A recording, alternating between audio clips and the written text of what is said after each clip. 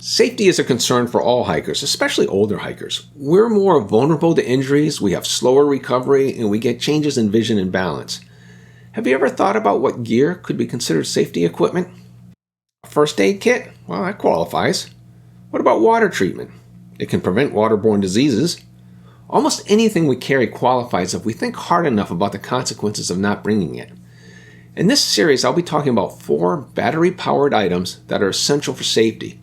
But these aren't the only safety-related gear.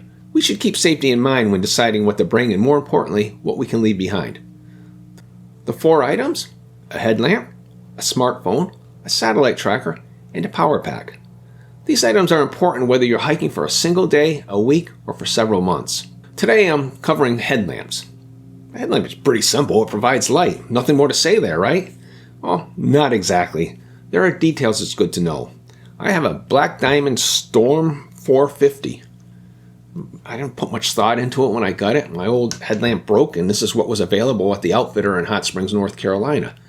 This isn't a brand recommendation, it's just what I have, and it works fine for me. It has various settings for brightness levels and light colors. It runs on a rechargeable battery or 3 ordinary AAA alkaline batteries. If you're just day hiking, why do you need a headlamp? Well, one of my favorite sayings is things occur. If you're on a day hike and get delayed completing it, having a headlamp is especially important since you're likely unprepared to stay out overnight. Older hikers need to take extra care to avoid injury or strain, so having a reliable headlamp reduces risk when the light fades.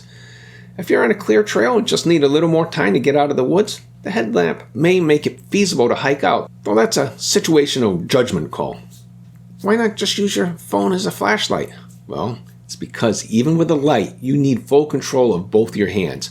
Walking on what is likely uneven ground is no easy task in the best of circumstances.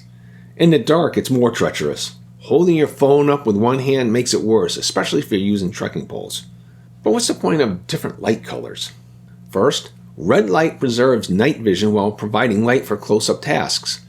After dark, your retinas gradually adjust to low light by building up a chemical called rhodopsin. White light and green light destroy that adaptation quickly by a process called rhodopsin bleaching.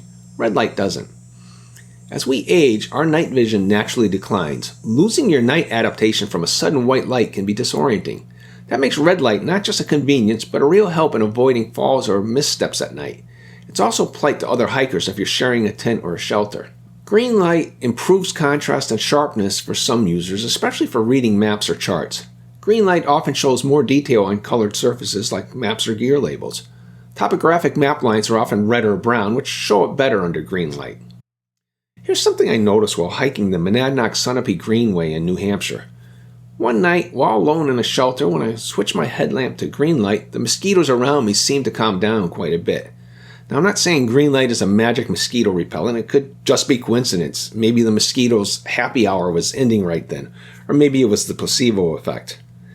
If you've used green light on the trail and noticed something similar, please tell me about it in the comments. It's always interesting to compare experiences. Blue light doesn't have as much application for hiking, but it can improve visibility in mist or fog because it scatters less than white. The bottom line, a headlamp is a compact piece of safety equipment that should be brought on every hike with any possibility that you may be out after dusk. Sure, on a dog walk in a park on trails you're familiar with, you probably don't need it. I use the snack test. If I'm out long enough to need a snack, I toss my headlamp in the pack.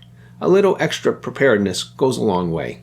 That's what I've got on this topic. If you found this content useful, please like, share, subscribe, and comment on this or other topics you'd like me to cover. And if you haven't seen this video yet, I recommend you take a look at it now.